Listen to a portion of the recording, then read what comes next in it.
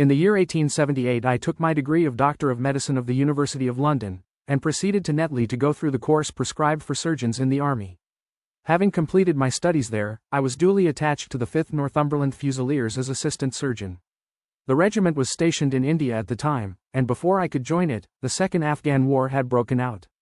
On landing at Bombay, I learned that my corps had advanced through the passes, and was already deep in the enemy's country. I followed, however, with many other officers who were in the same situation as myself, and succeeded in reaching Kandahar in safety, where I found my regiment, and at once entered upon my new duties. The campaign brought honors and promotion to many, but for me it had nothing but misfortune and disaster. I was removed from my brigade and attached to the Berkshires, with whom I served at the fatal Battle of Maiwand. There I was struck on the shoulder by a jezail bullet, which shattered the bone and grazed the subclavian artery. I should have fallen into the hands of the murderous Ghazis had it not been for the devotion and courage shown by Murray, my orderly, who threw me across a pack horse, and succeeded in bringing me safely to the British lines. Worn with pain, and weak from the prolonged hardships which I had undergone, I was removed, with a great train of wounded sufferers, to the base hospital at Peshawar. Here I rallied, and had already improved so far as to be able to walk about the wards, and even to bask a little upon the veranda, when I was struck down by enteric fever, that curse of our Indian possessions. For months my life was despaired of, and when at last I came to myself and became convalescent, I was so weak and emaciated that a medical board determined that not a day should be lost in sending me back to England. I was dispatched, accordingly, in the troop ship Orontes, and landed a month later on Portsmouth Jetty, with my health irretrievably ruined, but with permission from a paternal government to spend the next 9 months in attempting to improve it. I had neither kith nor kin in England, and was therefore as free as air, or as free as an income of 11 shillings and 6 pence a day will permit a man to be. Under such circumstances, I naturally gravitated to London, that great cesspool into which all the loungers and idlers of the empire are irresistibly drained. There I stayed for some time at a private hotel in the Strand, leading a comfortless, meaningless existence, and spending such money as I had, considerably more freely than I ought. So alarming did the state of my finances become, that I soon realized that I must either leave the metropolis and rusticate somewhere in the country, or that I must make a complete alteration in my style of living. Choosing the latter alternative, I began by making up my mind to leave the hotel, and to take up my quarters in some less pretentious and less expensive domicile.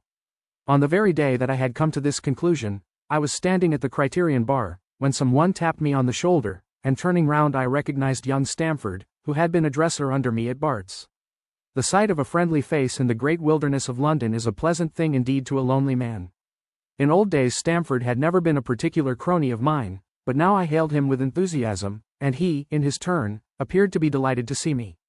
In the exuberance of my joy, I asked him to lunch with me at the Holborn, and we started off together in a hansom. "Whatever have you been doing with yourself, Watson?" he asked in undisguised wonder, as we rattled through the crowded London streets. "You are as thin as a lath and as brown as a nut." I gave him a short sketch of my adventures, and had hardly concluded it by the time that we reached our destination. "Poor devil," he said, commiseratingly, after he had listened to my misfortunes. "What are you up to now?" "Looking for lodgings," I answered, trying to solve the problem as to whether it is possible to get comfortable rooms at a reasonable price. "That's a strange thing," remarked my companion. "You are the second man today that has used that expression to me." "And who was the first?" I asked. "A fellow who is working at the chemical laboratory up at the hospital. He was bemoaning himself this morning because he could not get someone to go halves with him in some nice rooms which he had found, and which were too much for his purse." "By Jove," I cried, "if he really wants someone to share the rooms and the expense, I am the very man for him. I should prefer having a partner to being alone." Young Stamford looked rather strangely at me over his wineglass. "You don't know Sherlock Holmes yet," he said. "Perhaps you would not care for him as a constant companion." "Why, what is there against him?" "Oh, I didn't say there was anything against him. He is a little queer in his ideas, an enthusiast in some branches of science. As far as I know he is a decent fellow enough." "A medical student, I suppose?" said I. "No. I have no idea what he intends to go in for. I believe he is well up in anatomy, and he is a first-class chemist, but, as far as I know, he has never taken out any systematic medical classes. His studies are very desultory and eccentric, but he has amassed a lot of out-of-the-way knowledge which would astonish his professors." "Did you never ask him what he was going in for?" I asked. "No, he is not a man that it is easy to draw out, though he can be communicative enough when the fancy seizes him." "I should like to meet him," I said. "If I am to lodge with anyone, I should prefer a man of studious and quiet habits." I am not strong enough yet to stand much noise or excitement. I had enough of both in Afghanistan to last me for the remainder of my natural existence. How could I meet this friend of yours? He is sure to be at the laboratory, returned my companion. He either avoids the place for weeks, or else he works there from morning to night. If you like, we shall drive round together after luncheon. Certainly, I answered, and the conversation drifted away into other channels. As we made our way to the hospital after leaving the Holborn, Stamford gave me a few more particulars about the gentleman whom I proposed to take as a fellow lodger. You mustn't blame me if you don't get on with him, he said. I know nothing more of him than I have learned from meeting him occasionally in the laboratory. You proposed this arrangement, so you must not hold me responsible. If we don't get on, it will be easy to part company, I answered.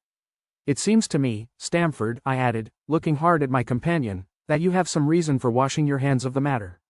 Is this fellow's temper so formidable, or what is it? Don't be mealy-mouthed about it. It is not easy to express the inexpressible, he answered with a laugh. Holmes is a little too scientific for my tastes. It approaches to cold-bloodedness.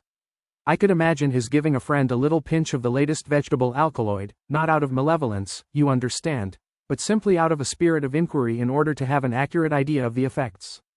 To do him justice, I think that he would take it himself with the same readiness. He appears to have a passion for definite and exact knowledge. Very right too, yes, but it may be pushed to excess.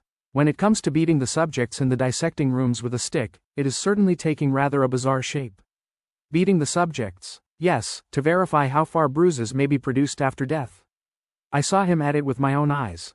And yet you say he is not a medical student? No, heaven knows what the objects of his studies are. But here we are, and you must form your own impressions about him. As he spoke, we turned down a narrow lane and passed through a small side door, which opened into a wing of the great hospital.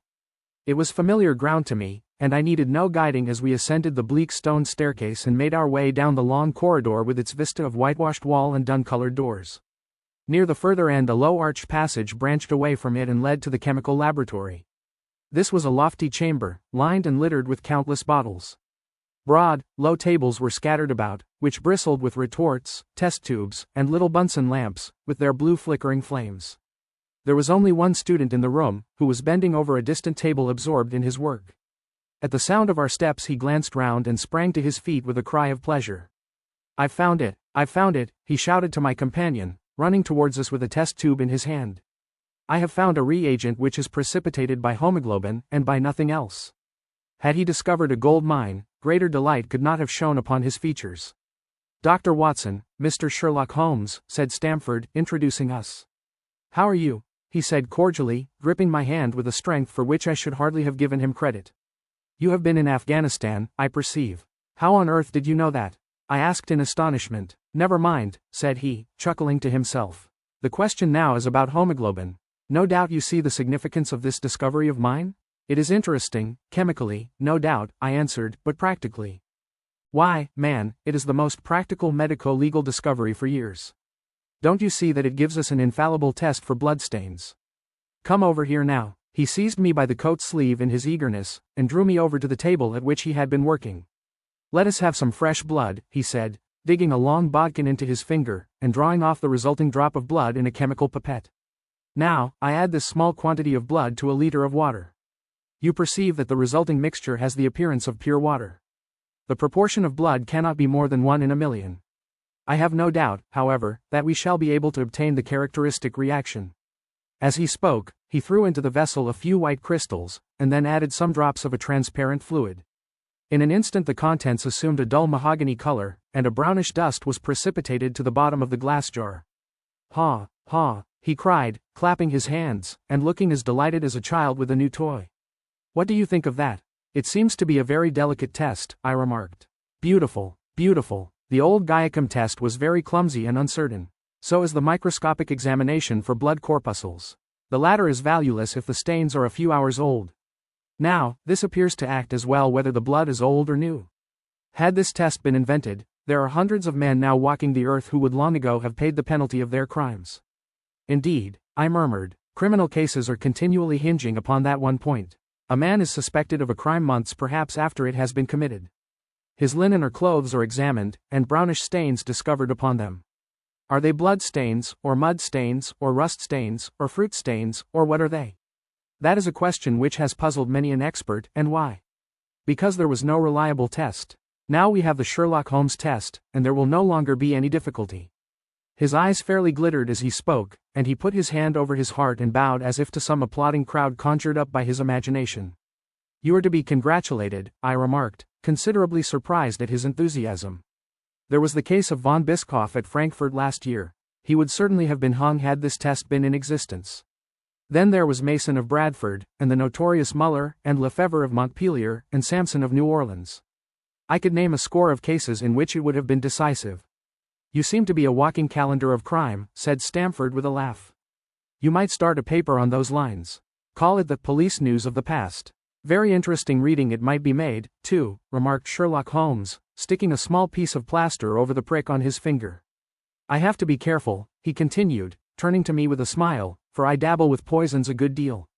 He held out his hand as he spoke, and I noticed that it was all mottled over with similar pieces of plaster, and discolored with strong acids. We came here on business, said Stamford, sitting down on a high three-legged stool, and pushing another one in my direction with his foot. My friend here wants to take diggings, and as you were complaining that you could get no one to go halves with you, I thought that I had better bring you together. Sherlock Holmes seemed delighted at the idea of sharing his rooms with me. I have my eye on a suite in Baker Street, he said, which would suit us down to the ground. You don't mind the smell of strong tobacco, I hope? I always smoke, ships myself, I answered. That's good enough. I generally have chemicals about, and occasionally do experiments. Would that annoy you? By no means. Let me see, what are my other shortcomings? I get in the dumps at times, and don't open my mouth for days on end. You must not think I am sulky when I do that. Just let me alone, and I'll soon be right. What have you to confess now? It's just as well for two fellows to know the worst of one another before they begin to live together. I laughed at this cross-examination. I keep a bullpup, I said, and I object to rows because my nerves are shaken, and I get up at all sorts of ungodly hours, and I am extremely lazy. I have another set of vices when I'm well, but those are the principal ones at present. Do you include violin playing in your category of rows? He asked, anxiously. It depends on the player, I answered. A well-played violin is a treat for the gods, a badly played one. Oh, that's all right, he cried, with a merry laugh. I think we may consider the thing as settled, that is, if the rooms are agreeable to you. When shall we see them? Call for me here at noon tomorrow, and we'll go together and settle everything, he answered. All right. Noon exactly, said I, shaking his hand.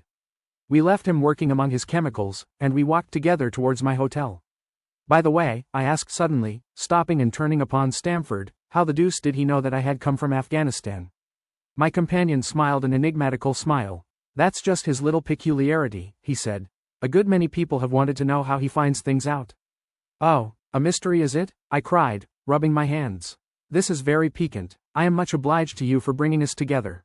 The proper study of mankind is man, you know. You must study him, then, Stamford said, as he bade me goodbye. You'll find him a knotty problem, though. I'll wager he learns more about you than you about him. Goodbye, I answered, and strolled on to my hotel, considerably interested in my new acquaintance.